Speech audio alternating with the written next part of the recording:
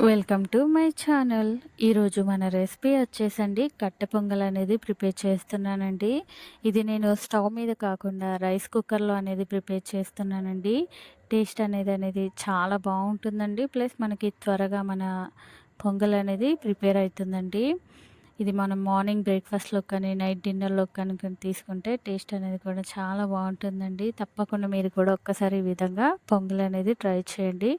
మనం ప్రిపేర్ చేసుకోవడానికి ముందుగా ఇలా ఒక బౌల్ అనేది తీసుకొని దాంట్లోనే ఒక 1 కప్పు బియ్యం అనేది తీసుకున్నానండి.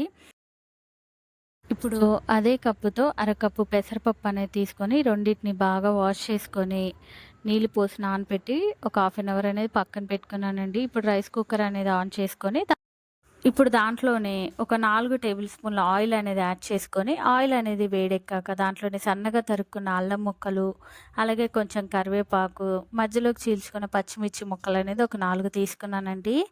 అలాగే దీంట్లోనే ఒక 4 టేబుల్ స్పూన్ల కాజు పప్పులనేది కూడా యాడ్ చేసుకొని, వీటన్నిటిని ఒక 2, 3 నిమిషాల పాటనేది ఇలా దోరగా వేయించుకోవాలండి.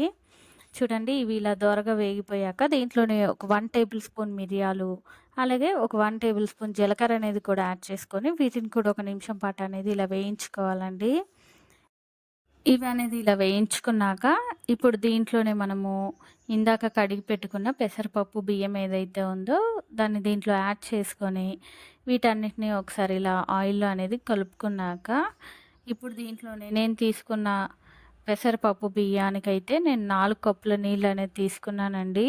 4 కప్పుల నీళ్ళనేది ఇలా యాడ్ చేసుకున్నాక, ఇలా ఒకసారయితే కలుపుకున్నాక, ఇప్పుడు మనం దీంట్లోనే మన రుచికి సరిపడా సాల్ట్ అనేది యాడ్ చేసుకుందామండి.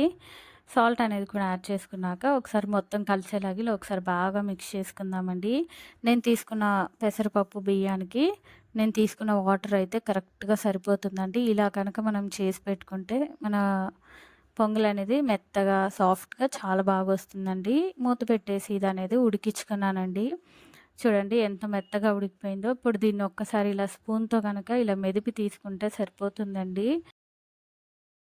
మనకి రైసు, పప్పనేది ఇలా స్పూన్‌తో మెదిపితేనే మెత్తగా మెదిగిపోతుందండి. ఇలా ఒకసారి మెదుపుకుంటే మనకి పొంగలనేది ఇంకా బావుంటుందండి. ఇప్పుడు రైస్ కుక్కర్‌లోంచి అయితే తీసేసుకున్నానండి.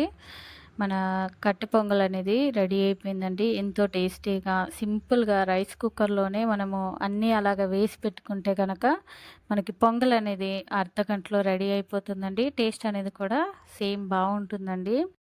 మనం తీసుకున్న పప్పు బియ్యానికి డబుల్ క్వాంటిటీలో వాటర్ కనుక యాడ్ చేసి మనం పొంగల్ అనేది ఉడికించుకుంటే మనకి పొంగల్ అనేది చల్లారినాక కూడా గట్టిగా అవ్వకుండా చాలా సాఫ్ట్‌గా టేస్ట్ అనేది కూడా చాలా బావుంటుందండి. తప్పకుండా మీరు కూడా ఒక్కసారి ఈ విధంగా కట్టె పొంగల్ రెసిపీ అనేది ట్రై చేసి ఎలా వచ్చిందో మర్చిపోకుండా కామెంట్ సెక్షన్‌లో కామెంట్స్ చేయండి. అలాగే ప్లీజ్ లైక్ చేయండి. నా మరిన్ని వీడియోస్ కోసం మన ఛానల్‌ని సబ్స్క్రైబ్ చేయండి, షేర్ చేయండి. Thank you for watching.